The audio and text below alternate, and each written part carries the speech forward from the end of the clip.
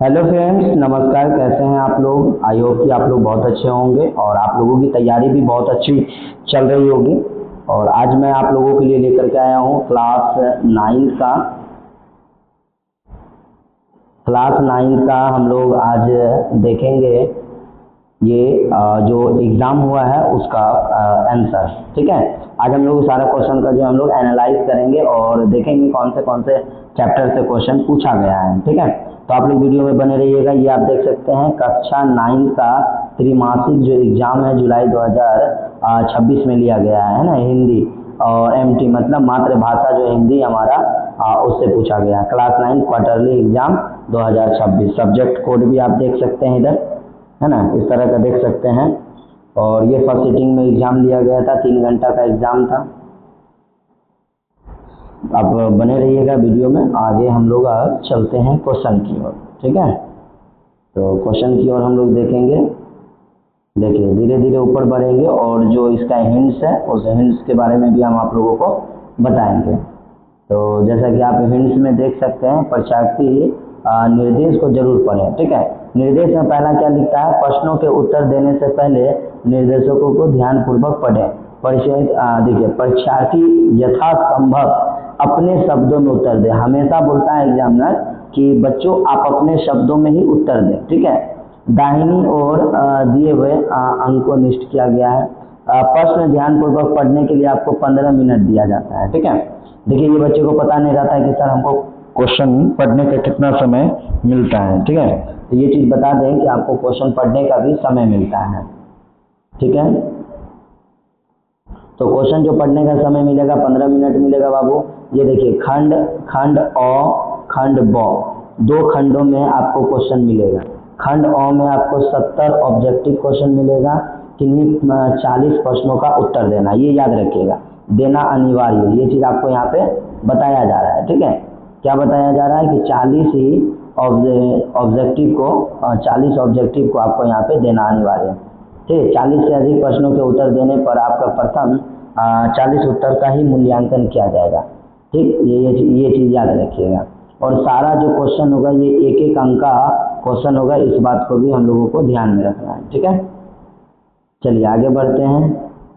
आगे बढ़ने के बाद दूसरा नंबर में देखिए, दूसरा आपको लघु उत्तरीय के बारे में बता दें। देखिए खंड ब में 20 लघु उत्तरीय प्रश्न है, 2-2 अंक का। कितना अंक है बाबू? 2-2 अंक का। किन्हीं 10 प्रश्नों का ही उत्तर देना है। ठीक, 8 दीर्घ उत्तरीय प्रश्न आपको मिलेगा 5 अंकों का। ठीक है, किन्हीं 4 का उत्तर देना है, मात्र 4 क्वेश्चनों का उत्तर देना है। ठीक, ये खंड हमारा अ का पहला क्वेश्चन स्टार्ट होता है। खंड अ का हम लोग देखेंगे, यहाँ से स्टार्ट करते हैं। ठीक है, खंड अ। ठीक है, खंड अ को देखेंगे। खंड अ में 1 से लेकर 70 तक आपको क्या है, 4 विकल्प के साथ आपको क्वेश्चन दिया हुआ है ऑब्जेक्टिव, जो कि OMR शीट पर बनाना है। OMR शीट पर क्या करना है आपको बाबू? नीला करना है। OMR शीट पर नीला करना है, काला या बॉल पेन से आपको चिन्हित करना है। 70 प्रश्नों में से मात्र 40 प्रश्नों को ही बनाना है। ठीक, और सारा प्रश्न आपका 1-1 नंबर का मिलेगा, जिसमें से कि आपको 40 मार्क्स दिया जाएगा। क्वेश्चन यहाँ पर ध्यान दीजिएगा, क्वेश्चन आपको क्या बोलता है? खटास जो है ना, ये खटास जो है संज्ञा का उदाहरण है। ये खटास संज्ञा का उदाहरण है। किस संज्ञा का उदाहरण है बताइए? ये आपको ऑप्शन में दिया हुआ है, द्रव्यवाचक, जातिवाचक, समूहवाचक या भाववाचक। तो इसका राइट आंसर क्या हो जाएगा बाबू? भाववाचक हो जाएगा। क्या हो जाएगा इसका राइट आंसर? भाववाचक हो जाएगा, आप लोग भी जानते हैं। अगला क्वेश्चन हमारे पास है कि घ का उच्चारण स्थान क्या होगा? घ का उच्चारण स्थान जो है बाबू कंठ से होगा। क्या चीज से होगा? कंठ से होगा। ठीक है, अगला क्वेश्चन हम लोग देखते हैं। अगला क्वेश्चन क्या है कि निम्नलिखित में से दुगुण है ना, दुगुण व्यंजन कौन सा है? तो दुगुण व्यंजन मेरा 2 गो है, एक बड़ी र है और एक मेरा ढ है। याद रखिएगा, दुगुण व्यंजन जो है मेरा एक क्या है बाबू? एक हमारा र है और एक हमारा ढ है। तो इसका ऑप्शन क्या हो जाएगा? सी हो जाएगा। ए और ऑप्शन क्या हो जाएगा? ए और सी ऑप्शन हो जाएगा इसका राइट आंसर। अगला क्वेश्चन है 4 नंबर में संयुक्त स्वर। हम लोग फटाफट आंसर देखेंगे, आप लोग मिला लीजिएगा। जिनके पास क्वेश्चन है आप लोग मिला लीजिएगा। आज का जो एग्जाम हुआ था उसका आंसर संयुक्त व्यंजन। संयुक्त व्यंजन इसमें से कौन सा हो जाएगा हमारा? री अ हर्षो नहीं होगा, संयुक्त व्यंजन में मेरा क्या हो जाएगा, ओ हो जाएगा। क्या हो जाएगा मेरा संयुक्त व्यंजन में, ओ हो जाएगा। चलिए अगला question, question number 5। Question number 5 में बोलता है निम्नलिखित में से अशुद्ध शब्द कौन सा है। अशुद्ध शब्द कौन सा है तो बताइए। आत्मीय मेरा शुद्ध है, आंशिक, आकांक्षा, तो हमारा उत्कर्ष जो है ये जो हमारा क्या हो जाएगा, अशुद्ध है। उत्कर्ष आप लोगों को पता है किस तरह से होता है, तो इस तरह से हमारा उत्कर्ष है, ठीक है। ये हमारा राइट है लेकिन यहाँ पर रॉन्ग दिया हुआ है, ठीक है। अशुद्ध शब्द को ढूंढना था। चलिए अशुद्ध को हम लोग ढूंढ लिया, आगे चलते हैं। क्वेश्चन नंबर हम लोग 6-7 को देखेंगे। क्वेश्चन नंबर 6-7, क्वेश्चन नंबर 7 में बोलता है घबराहट का प्रत्यय बताइए। घबराहट शब्द में प्रत्यय कौन है, तो घबराहट शब्द में प्रत्यय कौन होगा, हत होगा, ता होगा, हार होगा। घबराहट, आहट का प्रत्यय हो रहा है, किसका हो रहा है, आहट का प्रत्यय हो रहा है बाबू, याद रखिएगा। परिजन, परिजन शब्द में उपसर्ग कौन सा हो रहा है, परिजन शब्द में उपसर्ग क्या होगा, परि, परिजोड़ जन है ना, तो परि हो जाएगा। क्या हो जाएगा बाबू, परि हो जाएगा। 8 नंबर क्वेश्चन हम लोग देखते हैं, 8 नंबर और 9 नंबर। 8 नंबर क्वेश्चन में बोलता है कि निम्नलिखित स्त्रीलिंग शब्द कौन सा है। स्त्रीलिंग शब्द कौन सा है, तो हमारा गाड़ी स्त्रीलिंग शब्द है। अगला है पुल्लिंग शब्द बताइए। देखिए कहाँ कहाँ से सवाल पूछ रहा है, स्त्रीलिंग, पुल्लिंग है ना, सारा चीज पूछेगा। कारक पूछेगा, क्रिया पूछेगा, बहुत सारा चीज पूछता है। कारक से सवाल आपको पूछेगा है ना, क्रिया से सवाल पूछा जाता है, संज्ञा से बाबू सवाल पूछेगा। तो मतलब ओवरऑल जो है ना तुमको सारा चीज यहाँ से पूछा जाएगा, ठीक है। तो चलिए 9 नंबर का आंसर क्या हो जाएगा, कारोबार जो हमारा पुल्लिंग शब्द है। कारोबार क्या हो जाएगा, कारोबार हमारा पुल्लिंग शब्द हो जाएगा, ठीक है। चलिए आगे बढ़ते हैं, आगे बढ़ते हैं हम लोग क्वेश्चन नंबर 10 की ओर। देखिएगा एकदम आंसर देखते चलिएगा ध्यान से। बोलता है कि निम्नलिखित शब्द, निम्नलिखित में कौन सा शब्द अव्यय भाव समास का उदाहरण है। अव्यय भाव समास का उदाहरण है बाबू, तो प्रतिदिन जो हमारा ये अव्यय भाव समास का उदाहरण है। क्वेश्चन नंबर देखिए 11 नंबर क्वेश्चन, कितना आसान क्वेश्चन पूछा है कि सर्वनाम के कितने भेद होते हैं, तो सर्वनाम के 6 भेद होते हैं। और आप लोग कमेंट में बताइए कि संज्ञा के कितने भेद होते हैं, संज्ञा के भेद बताइए। तो जिनको पता है तो संज्ञा का भेद बताइएगा। सर्वनाम के कितने भेद होते हैं, तो 6 भेद होते हैं, ठीक है। चलिए कितने भेद होते हैं, 6 भेद होते हैं। आगे बढ़ते हैं, क्वेश्चन नंबर हम लोग अब देख लेते हैं 12। क्वेश्चन नंबर 12 में बोलता है निम्नलिखित में से कौन तत्सम शब्द है। तत्सम शब्द कौन सा है, तो हमारा इसका आंसर हो जाएगा राइट आंसर बी। क्या हो जाएगा राइट आंसर, बी हो जाएगा, चंद्र हो जाएगा। अगला क्वेश्चन है संधि के कितने भेद होते हैं, तो संधि के ओवरऑल 3 भेद होते हैं बाबू, स्वर संधि, व्यंजन संधि और विसर्ग संधि होते हैं। इस चीज को ध्यान दीजिएगा, है ना। संधि के कितने भेद होते हैं, तो स्वर संधि होता है और एक व्यंजन संधि होता है, ठीक है, और एक विसर्ग संधि होता है। इस चीज को ध्यान दीजिएगा। ये क्या है हमारा, तीनों संधि है, ठीक है।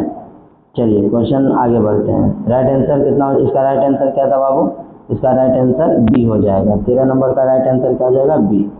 आगे बढ़ते हैं हम लोग क्वेश्चन नंबर 14 देखते हैं। क्वेश्चन नंबर 14 में क्या बोलता है बाबू, किसी मूल या ह्रास को उसी स्वर के साथ मिलने से जो स्वर बनता है उसे क्या कहते हैं। देखिए मूल ह्रास में मिलने से जो स्वर बनता है उसको स्वर क्या कहते हैं, तो उसको हम लोग दीर्घ स्वर कहते हैं। क्या कहते हैं, दीर्घ स्वर, याद रखिएगा दीर्घ स्वर, ठीक है। चलिए आगे बढ़ेंगे। क्वेश्चन नंबर हम लोग चलते हैं, क्वेश्चन नंबर हम लोग बढ़ जाते हैं 15 में।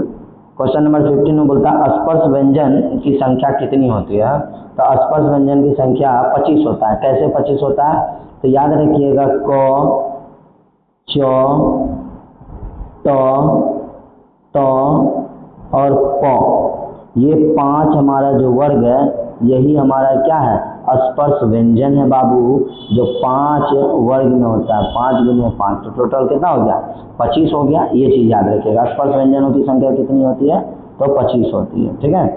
चलिए आगे बढ़ते हैं। क्वेश्चन नंबर हम लोग चले आते हैं 16 में। क्वेश्चन नंबर हम लोग 16 में देख लेते हैं। केवल मुंह से बोले जाने वाले स्वर्ण वर्णों को क्या कहते हैं, तो जो केवल मुंह से बोला जाए स्वर, उसको क्या बोलेंगे, तो निर्नुनासिक बोलते हैं, निर्नुनासिक बोलते हैं। जैसे कि अ, आ, हर्षई, है ना। ये सारा का सारा हमारा एग्जाम्पल हो जाएगा, केवल मुंह से बोली जाने वाली। क्वेश्चन नंबर क्या था, सी था इसका आंसर ना।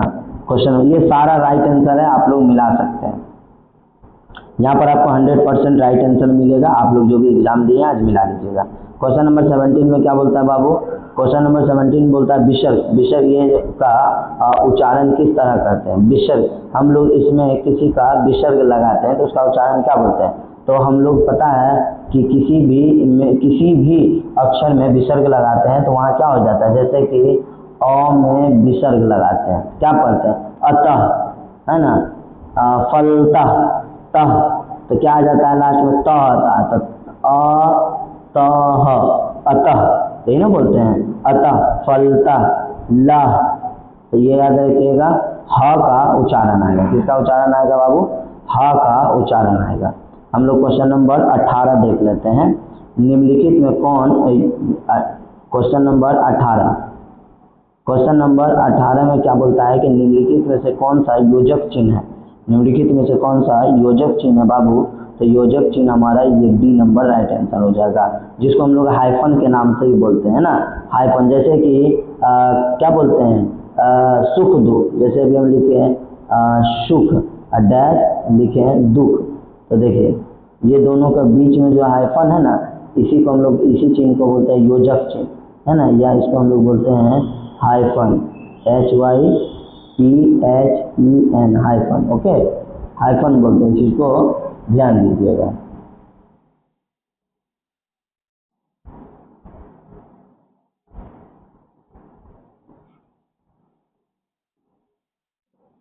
क्या बोलते हैं इसको, हम लोग हाइफन बोलते हैं। तो इसका राइट आंसर क्या हो जाएगा बाबू, डी हो जाएगा।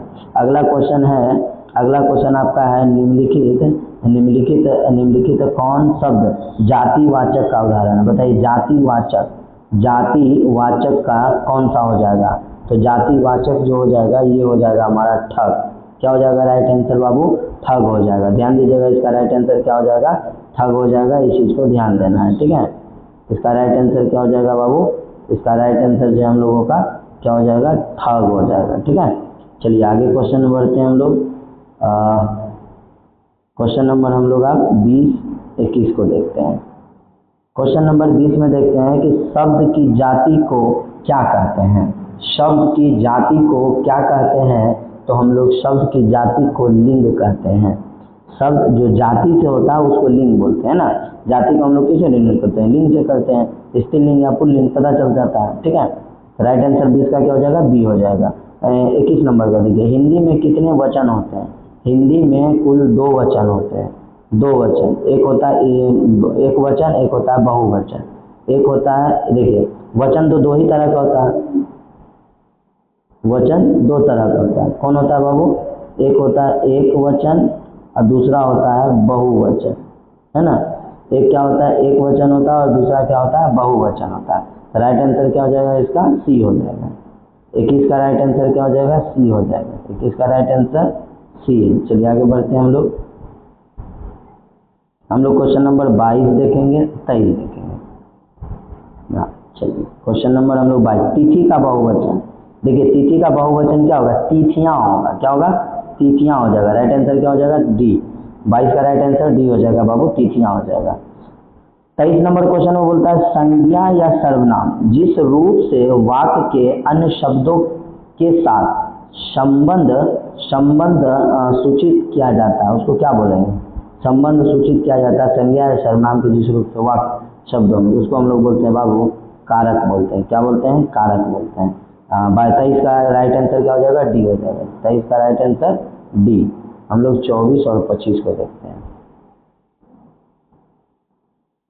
हम लोग 24 को देखते हैं। विवेक का घर, विवेक का घर किस कारक का उदाहरण है। विवेक का घर, तो विवेक और घर के बीच में क्या हो रहा है, का जो आ रहा है ये क्या हो रहा है, संबंध कारक हो रहा है। कौन सा कारक हो रहा है बाबू, संबंध। मतलब विवेक जो था ना, विवेक जो है, विवेक का घर, का घर, तो विवेक और घर के बीच में जो का हो रहा है ये क्या कर रहा है, दोनों को जोड़ने का काम कर रहा है, तो संबंध कारक हो जाएगा। 21 नंबर में देखिए, इसका आंसर बी हो जाएगा। 24 का आंसर क्या हो जाएगा बाबू, बी हो जाएगा। जो संज्ञा या सर्वनाम की विशेषता विशेषता बताएं उसे क्या कहते हैं? उसे विशेषण कहते हैं। संज्ञा या सर्वनाम की विशेषता को बताने वाले को विशेषण कहते हैं। इसमें क्या दिक्कत है क्या? चलिए आगे बढ़ते हैं। कहीं पे आंसर में आपको कोई दिक्कत होगा तो आप कमेंट करके बताइएगा कि सर इसका आंसर ये होगा। ठीक है, चलिए क्वेश्चन नंबर हम लोग 26 देख लेते हैं। चल बसा, देखिए एक मुहावरा है कि चल बसा, इसका अर्थ क्या होगा? चल बसा का अर्थ क्या होता है बाबू? चल बसा मतलब मर जाना। क्या होगा बाबू? मर जाना, है ना? ठीक है, सह जाना नहीं होगा, भला बुरा कहना नहीं होगा, परेशान नहीं, मर जाना इसका आंसर हो जाएगा। चलिए अगला देखिए, पुत्र। पुत्र का पर्यायवाची शब्द क्या होता है? पुत्र का पर्यायवाची शब्द जो है आत्मज होगा। क्या हो जाएगा? आत्मज। इसका राइट आंसर क्या है? आत्मज हो जाएगा। 27 का सी। चलिए आगे बढ़ते हैं हम लोग 28 की ओर देखते हैं। 28 और 29 देख लेते हैं। 28 और 29। 28 नंबर बोलता है उन वर्णों को क्या कहते हैं जिनका उच्चारण बिना अवरोध का होता है? बिना अवरोध किए हुए हो उसको हम लोग बोलते हैं स्वर। क्या बोलते हैं बाबू? उसको हम लोग स्वर बोलते हैं। बिना अवरोध का बाधा डाले। देखिए कोई भी वर्ण ऐसा है जैसे अ में कोई बाधा नहीं होगा, हर्षई में कोई बाधा नहीं, लेकिन क जैसे बोलिएगा ना तो इसमें बाधा हो जाएगा। क्यों? क में क्या होता है?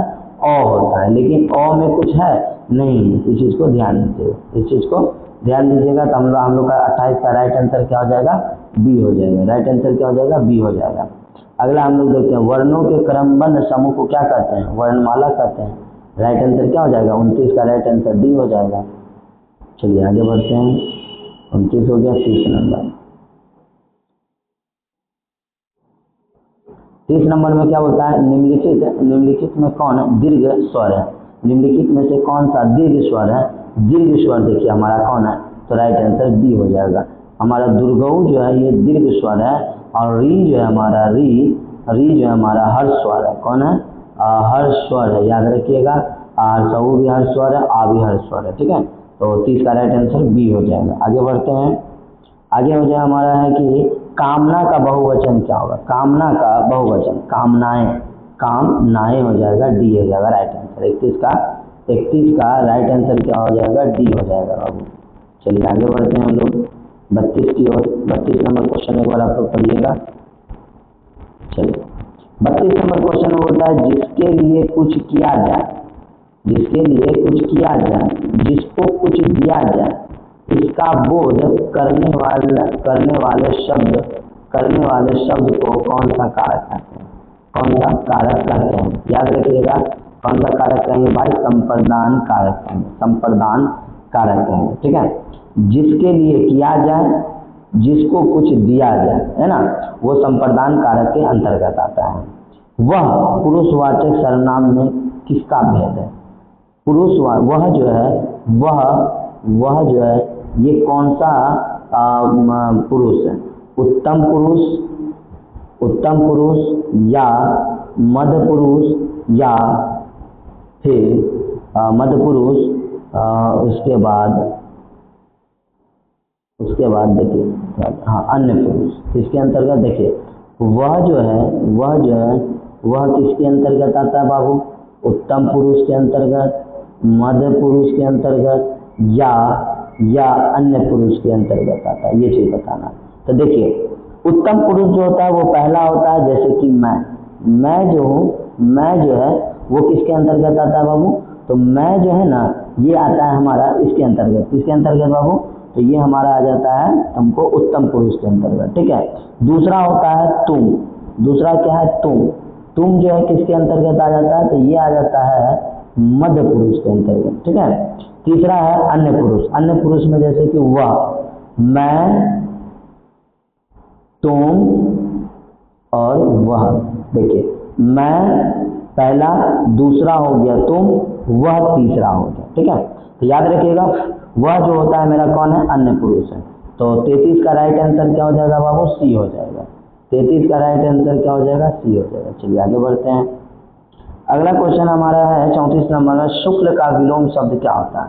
शुक्ल का विलोम शब्द क्या होता है? तो शुक्ल का अर्थ होता है उजला या सफेद।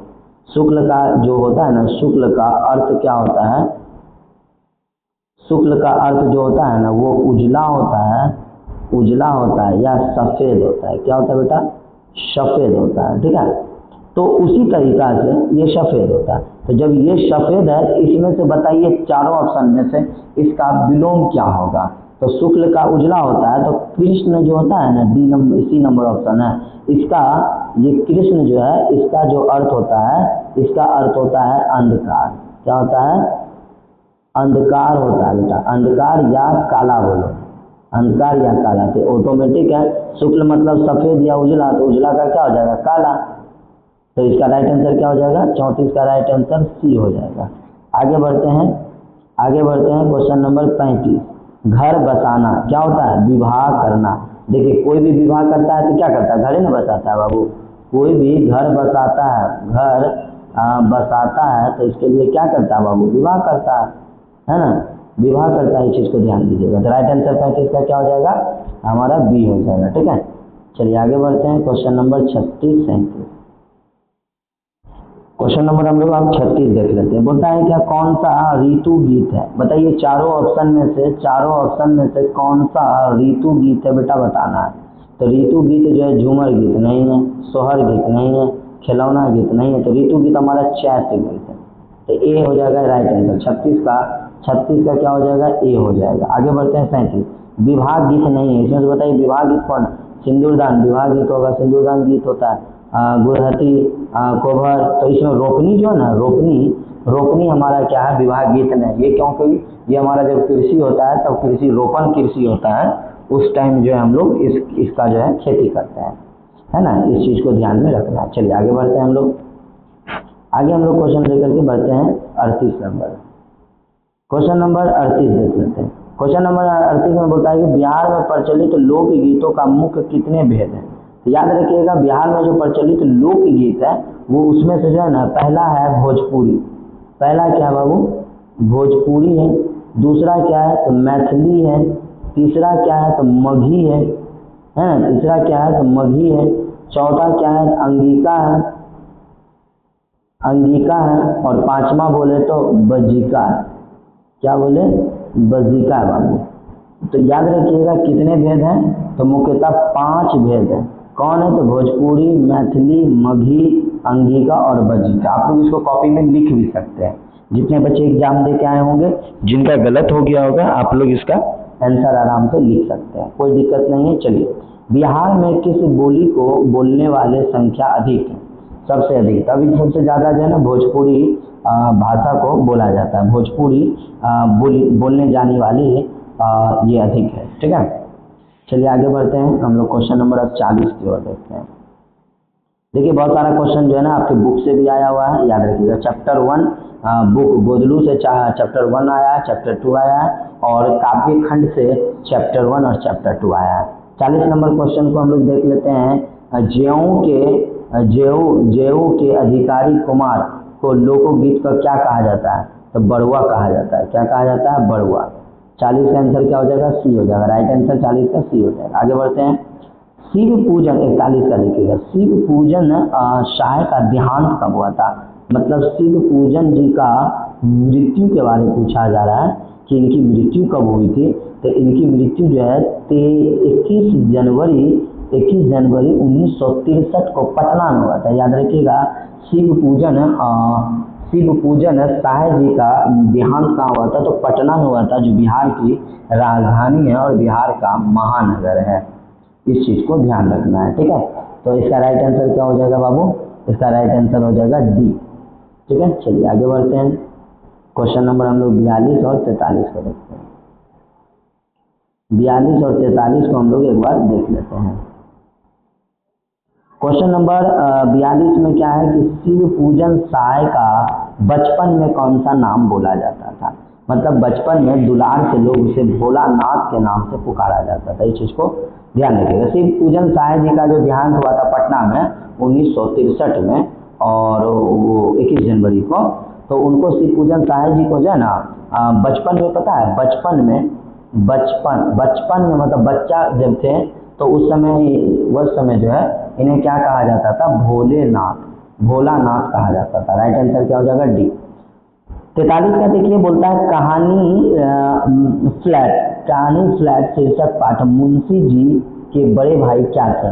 तो वो दरोगा थे। ये कहानी को अच्छा से पढ़िएगा तो इसमें समझ में आएगा कि कहानी जो फ्लड था इसमें जो मुंशी जी थे और इनके बड़े भाई, इनके बिग ब्रदर है ना, तो इनके बड़े भाई जो थे वो पेशे से क्या थे, तो उसका पेशे से दरोगा था बाबू, क्या था, पेशे से दरोगा था। तो 43 का राइट आंसर क्या हो जाएगा, सी हो जाएगा। आगे बढ़ते हैं 44 का क्वेश्चन बोलता है कहानी फ्लड शीर्षक का विधा क्या था, तो ये कहानी था। ये फ्लड क्या था बाबू, तो फ्लड एक कहानी था। फ्लड क्या था, तो ये कहानी था। इसका राइट आंसर क्या हो जाएगा, सी हो जाएगा। आगे बढ़ते हैं, कहानी फ्लड शीर्षक मुंशी जी की पुत्री का क्या नाम था, बता। जो मुंशी जी थे उनके बड़े भाई तो दरोगा थे, उनके बड़े भाई क्या थे, पेशा से दरोगा थे, लेकिन उसका जो पुत्री था मुंशी जी का पुत्री जो थी उसकी क्या नाम था, तो भगजुगनी नाम था। क्या नाम था, भगजुगनी। याद रखिएगा। 45 का राइट आंसर क्या हो जाएगा, बी हो जाएगा। चलिए आगे बढ़ते हैं। क्वेश्चन नंबर हम लोग देख लेते हैं 46। क्वेश्चन नंबर 46 में देखते हैं इसका राइट आंसर क्या हो जाएगा।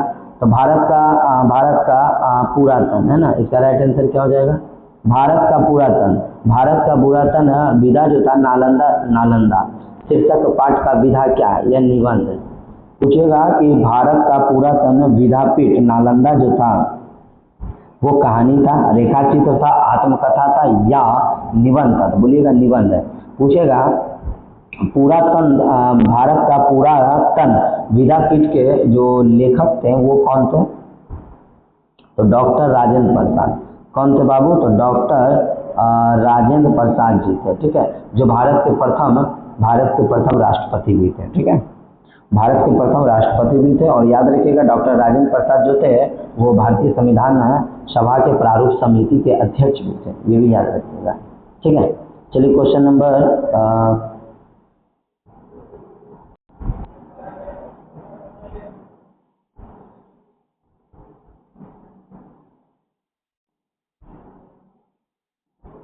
आगे हम लोग क्वेश्चन नंबर देख लेते हैं 47। क्वेश्चन नंबर 47 में क्या बोलता है, ध्यान दीजिएगा। क्वेश्चन नंबर 47 में बोलता है तिब्बत के विधान इतिहास के लेखक लामा तारानाथ है ना, लामा तारानाथ के अनुसार नालंदा किसकी जन्मभूमि रही है, नालंदा किसकी जन्मभूमि रही है, तो याद रखिएगा सारी पुत्र की, किसका रहा है, सारी पुत्र का ये रहा है, याद रखिएगा सारी पुत्र का। तो 47 का राइट आंसर क्या हो जाएगा बाबू, सी हो जाएगा। चलिए क्वेश्चन नंबर 48 देख लेते हैं। क्वेश्चन नंबर 48 में बोलता है नालंदा एशिया का चैतन्य केंद्र लगभग कितने वर्षों तक रहा है, तो लगभग 300 वर्षों तक रहा है। कितने वर्षों तक रहा है, तो लगभग 300 वर्ष तक नहीं था, सॉरी 600 वर्षों तक था। कितने वर्ष, लगभग 600 वर्षों तक जो है नालंदा एशिया चैतन्य लगभग 600 वर्षों तक रहा है।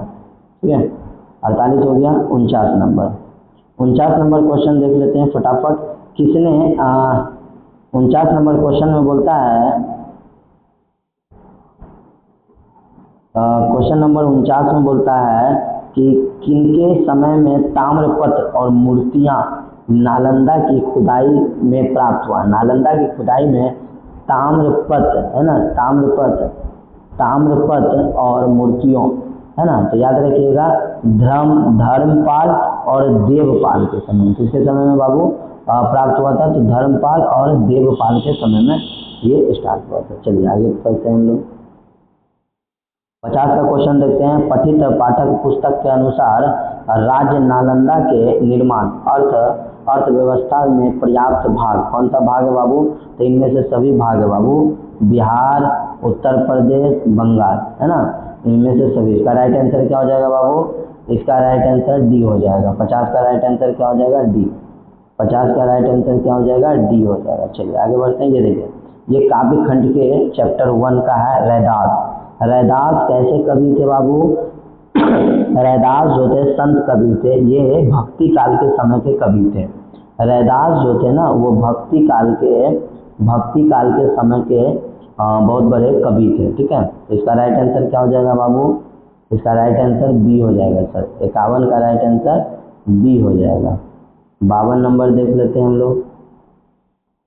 52 नंबर में बोलता है कवि रैदास ने अपनी काव्य काव्य रचनाओं में किस भाषा का सरल और व्यवहारिक प्रयोग किया है? तो पता है सर, ब्रज भाषा का प्रयोग किया है। तो 52 का सी हो जाएगा राइट आंसर। 52 का राइट आंसर सी हो जाएगा। हम लोग चलते हैं 53 नंबर। 53 नंबर क्या हमारा काव्य खंड चैप्टर 2 का है, जो बोलता है मंजन कैसे मंजन कैसे कवि थे? मंजन कैसे कवि थे? तो ये सूफी कवि थे। ये कैसे थे? सूफी कवि थे। मध्यकाल के समय के थे ना। कौन काल के थे? मध्यकाल के समय के ये कवि थे, सूफी कवि। याद रखना, ये जो मंजन है बाबू, ये जो हमारा मंजन, ये सूफी कवि थे। कैसे कवि थे? तो याद रखिएगा, ये सूफी कवि थे। ठीक है, चलिए राइट आंसर क्या हो जाएगा? बी। आगे बढ़ते हैं क्वेश्चन नंबर 54। क्वेश्चन नंबर 54 बाबू बोलता है कवि मंजन के मतानुसार परमात्मा कैसे पाया जाता है? तो प्रेम के द्वारा परमात्मा पाया जाता है। राइट आंसर, प्रेम के द्वारा परमात्मा पाया जाता है। तो 54 का राइट आंसर क्या हो जाएगा? सी। हम लोग 55 नंबर देख लेते हैं बाबू, 56 नंबर देख लेते हैं। 55 नंबर में बोलता है कि कवि रैदास, देखिए कवि रैदास काव्य खंड का, कवि रैदास धनहर दूध को कैसे जूठा किया? दूध को कैसे जूठा किया? तो बछरू ने, है ना, किसने दूध को जूठा किया था? कवि रैदास के अनुसार धनहर में बोलता है कि दूध को किसने जूठा किया था? तो बछरू ने किया था। बछरू ने जूठा किया था। इस चीज को ध्यान दीजिएगा। अगला क्वेश्चन देखिए। अगला क्वेश्चन है कि मधुमालती जो है, मधुमालती किसकी रचना है? तो मधुमालती जो है बाबू, ये किसकी रचना है? तो मंजन की रचना है। किसकी रचना है? तो मंजन की रचना है बाबू। इस चीज को ध्यान देना है। ये सारा का सारा हम लोग क्वेश्चन आंसर जो कर रहे हैं आज के क्लास 9 का क्वेश्चन आंसर हो रहा है। क्लास 9 का हिंदी का हम लोग क्वेश्चन आंसर कर रहे हैं बाबू। ठीक है, किसका कर रहे हैं? हिंदी का कर रहे हैं, याद रखिएगा। हिंदी का आज पहला एग्जाम था, हिंदी का कर रहे हैं। आपको डेली हमारे चैनल पर सारे का आंसर देखने के लिए मिलेगा। ठीक है, चलिए आगे बढ़ते हैं। ये हो गया क्वेश्चन नंबर। आगे चलते हैं क्वेश्चन नंबर हम लोगों का 57। क्वेश्चन नंबर हम लोगों का 57 देख लेते हैं। चकोर क्या होता है? चकोर क्या है? चकोर एक पक्षी, मतलब क्या, एक तीतर प्रजाति का पक्षी था सर। चकोर जो था ना, ये चकोर जो था ये तीतर है ना, तीतर जाति का ये पक्षी था। तो ये क्या है? पक्षी है। चकोर क्या है? पक्षी है। इसका राइट आंसर क्या हो जाएगा? पक्षी। चलिए 58 नंबर में बोलता है अंजोड़ा शब्द का अर्थ क्या होता है? अंजोड़ा शब्द का अर्थ क्या होता है? तो अंजोड़ा शब्द जो है ना बाबू, ये भोजपुरी में प्रयोग करते हैं। ठीक है, ये भाषा जो अंजोड़ा है, अंजोड़ हो जाना नहीं बोलता है। हमार आंगन में अंजोड़ भइल बा, हमार आंगन में अंजोड़ भइल बा, तहनु लोग देखा तारा कि ना। तो इस तरह के भोजपुरी में भाषा को बोला जाता है। तो अंजोड़ा जो होता है ये प्रकाश होना, क्या होता है? प्रकाश हो जाना, रोशनी आ जाना। ठीक है, चलिए आगे बढ़ते हैं हम लोग क्वेश्चन नंबर 59। क्वेश्चन नंबर 59 और 60 को देखते हैं। 59 में बोलता है शास्त्र नाम माला किसकी रचना है? शास्त्र नाम माला किसकी रचना है? तो गुरु गोविंद सिंह का रचना है बाबू। गुरु गोविंद सिंह का रचना है क्या? तो शास्त्र नाम माला। चलिए आगे बढ़ते हैं। क्वेश्चन नंबर आगे बढ़ते हैं और क्वेश्चन हम लोग देख लेते हैं। क्वेश्चन हम लोग देखते हैं अगला 60। करीम शब्द का अर्थ क्या होता है? करीम मतलब होता है बाबू दयालु, उदार और कृपा, है ना। तो कृपा करने वाला। और करीम जो है ना बाबू, ये करीम जो है, ये पता है हम लोगों का अरबी भाषा है। कौन भाषा है बाबू? तो अरबी भाषा है करीम, है ना। अरबी भाषा का ये शब्द है करीम। तो कृपा करने वाला को करीम बोलते हैं। गुरु गोविंद सिंह का शिष्य का मतलब क्या होता है बाबू? हमारे विद्यार्थी जो होते हैं, स्टूडेंट होते हैं, उसी को शिष्य बोलते हैं, है ना। तो गुरु तेग बहादुर साहब जो थे वो गुरु गोविंद जी का शिष्य थे। गुरु गोविंद जी का शिष्य कौन था? तेग बहादुर साहब। ठीक है, 61 नंबर हो गया। 9 क्वेश्चन और है, फटाफट हम लोग कर लेंगे, आप लोग बने रहिएगा। एकदम राइट आंसर है। देखिए इसका जो हम लोग डिक्लेरेशन भी बताते जा रहे हैं, ये आपको समझ में आएगा नेक्स्ट एग्जाम में। न्यारे, न्यारे शब्द का अर्थ क्या होता है? न्यारे, न्यारे शब्द का अर्थ होता है निराले, है ना। न्यारे शब्द का अर्थ क्या निकलता है? निराले, निराले अंदाज में बोलता है, बहुत निराले अंदाज में सर आज हम लोगों को पढ़ाए हैं, है ना। बहुत मज़ा आया। तो आप लोग बहुत अच्छे से पढ़िएगा, वीडियो को लाइक कीजिएगा और वीडियो को अपने दोस्तों में लगातार शेयर कीजिएगा। तो आप लोगों को इसी तरीके का हम लोग क्वेश्चन भी कराते जाएंगे। कल आप लोगों का सोशल साइंस और साइंस का एग्जाम है, तो एक बार सुबह में आप हमारे वीडियो में आप देख लीजिएगा। हो सकता है आप लोगों को हम कल इम्पोर्टेंट क्लास लेकर के आएंगे, ठीक है, इंपॉर्टेंट ऑब्जेक्टिव लेकर के आएंगे जो आप लोगों के लिए हेल्पफुल होगा। क्वेश्चन नंबर हम लोग 63 देखते हैं। केहू मयो, केहू मयो डैश सन्यासी रिक्त स्थान को भरिए। तो मुंडिया, केहू मयो मुंडिया सन्यासी, मुंडिया इसका राइट आंसर हो जाएगा 63 का डी। गुरु गोविंद जी, गुरु गोविंद जी किसके समकालीन थे? समकालीन का मतलब होता है किसी के अंदर में, है ना। किसी के अंदर में जो होता है उसी को हम लोग क्या बोलते हैं बाबू? समकालीन बोलते हैं। क्या बोलते हैं? समकालीन बोलते हैं, ठीक है। इस चीज़ को ध्यान दीजिएगा। तो सर औरंगजेब के समकालीन थे। ये किसके समकालीन थे? गुरु गोविंद जी औरंगजेब के समकालीन थे। चलिए आगे बढ़ते हैं हम लोग। 65 नंबर क्वेश्चन देख लेते हैं। क्वेश्चन नंबर 65 में बोलता है कवि मंजन के अनुसार, कवि मंजन के अनुसार इस संसार में किसका प्रकाश फैला हुआ है? तो प्रेम का प्रकाश फैला हुआ है बाबू। प्रेम, कवि के अनुसार, मंजन के अनुसार संसार में किसका प्रकाश फैला हुआ है? याद रखिएगा प्रेम का। जितने आप प्रेम भावना से रह सकते हैं ना, प्रेम भावना से आप जितना रह सकते हैं। राइट आंसर 65 का क्या हो जाएगा? डी हो जाएगा। 70 का 70 हम आंसर आपको बता रहे हैं, ठीक है। वैसे क्या होगा, आप 40 बना के आए लेकिन आपको 70 का अंदाजा मिल जाएगा। देखिए कवि 66 नंबर में, कवि रैदास, कवि रैदास प्रभु की तुलना, तुलना दीपक से करते हुए अपनी तुलना किससे की है? कवि रैदास प्रभु की तुलना दीपक से करता है, दीपक से करते हुए अपनी तुलना किससे किए हैं? तो बाती से किए हैं। किससे किए हैं? बाती से। 66 का आंसर क्या हो जाएगा? सी। हम लोग आ जाते हैं हम लोग 67 और 68। क्वेश्चन नंबर 67 में बोलता है बाबू कि मधुमालती, मधुमालती की रचना कब हुई थी? तो मधुमालती की रचना 1545 ईस्वी में हुआ था। 1545 ईस्वी में मधुमालती की रचना की गई थी। अगला क्वेश्चन है कि अजहद, अजहद जो शब्द है बाबू इसका अर्थ क्या होता है? तो अजहद जो शब्द होता है बाबू, अजहद, अजहद शब्द जो है बाबू ये उर्दू शब्द है। कौन सा शब्द है? ये हमारा उर्दू शब्द है, उर्दू फारसी शब्द है। तो अजहद, अजहद का मतलब होता है सर बेहद, असीम और अपार। अजहद का शाब्दिक अर्थ, अजहद का सब शब्द का अर्थ क्या होता है? बेहद होता है। बेहद, बेहद खुशनुमा माहौल है, बेहद सुंदर है माहौल, असीम है, बहुत अच्छा है, अपार है, अपार खुशी हम लोगों के बीच है ना। तो इसका आंसर क्या हो जाएगा? राइट आंसर हो जाएगा डी। राइट आंसर क्या हो जाएगा? डी हो जाएगा बाबू। चलिए आगे बढ़ते हैं। किसी का भी आंसर आपको छूट रहा होगा तो आप कमेंट करके बता दीजिएगा। क्वेश्चन है कहानी फ्लड, कहानी फ्लड के शीर्षक लेखक कौन है बाबू? शिव पूजन शाह। कहानी फ्लड जो है बाबू, कहानी फ्लड इसके लेखक कौन है? शिव पूजन शाह। और इसी शिव पूजन शाह की मृत्यु कब हुई थी बाबू? पूछेगा शिव पूजन शाह का मृत्यु कब हुआ था? तो 1934 में। देख लीजिएगा एक बार, 1934 शायद पटना में हुआ था। कहाँ हुआ था बाबू? पटना में हुआ था। ये चीज़ देख लीजिएगा, ठीक है। चलिए आगे बढ़ते हैं। भारत में पुरातन विद्यापीठ जो नालंदा, नालंदा लेखक कौन है बाबू?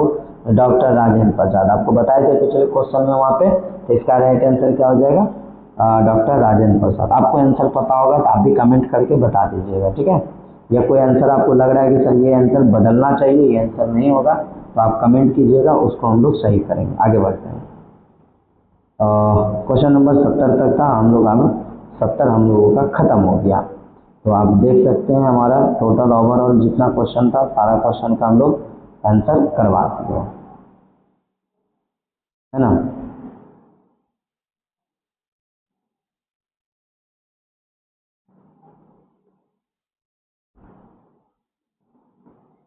टोटल हमारा 70 क्वेश्चन था और हम लोग जो है ओवरऑल 70 क्वेश्चन का प्रैक्टिस कर लिए बाबू। टोटल हम लोगों का ऑब्जेक्टिव 70 क्वेश्चन था और 70 में हम लोग 70 क्वेश्चन का आंसर को कर लिए क्लियर। आप लोग वीडियो को शेयर कीजिएगा, वीडियो को अपने दोस्तों में शेयर कीजिएगा जो एग्ज़ाम दिया है, ठीक है। और यूट्यूब का चैनल पता ही नाम है आपको, dear Zahid sir, dear Zahid sir आप लिखिएगा आपको आ जाएगा, ठीक है। और आपको इसका PDF चाहिए तो आप हमारे व्हाट्सएप नंबर पर जा करके इस नंबर पे 9113146163 ये हमारा व्हाट्सएप नंबर है बाबू। इस व्हाट्सएप नंबर पे जाके हाई कीजिएगा, आपको इसका PDF मिल जाएगा, ठीक है। चलिए बहुत बहुत धन्यवाद, आप लोगों ने इस वीडियो को अंत तक देखा। जो बच्चे नहीं देखे हैं आप उनको भेज दें और इस वीडियो को पूरा देखने के लिए बोलें। राइट टू राइट आंसर सारा का सारा आपको यहाँ पे देखने के लिए मिलेगा। चलिए बहुत बहुत धन्यवाद, आप लोगों ने इतना प्यार और आशीर्वाद दिया तो आप लोगों ने जो है क्या कहते हैं, क्या बोले हम लोग, आप लोग बहुत बहुत आभार है जो आप लोगों ने इतना प्यार दिखा रहे हैं। तो वीडियो को शेयर कीजिएगा, वीडियो को लाइक कीजिएगा, चैनल को सब्सक्राइब कीजिएगा। Thanks for watching.